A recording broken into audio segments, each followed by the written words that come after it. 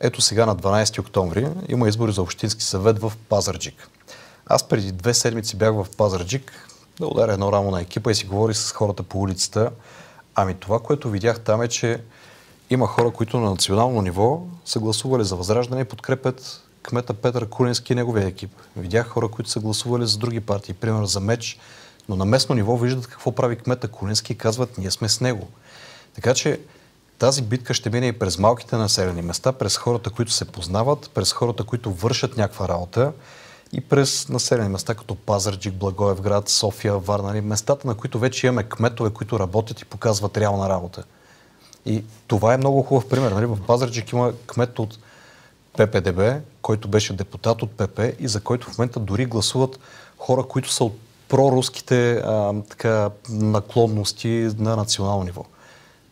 Това мисля, че обрисува картинката в държавата.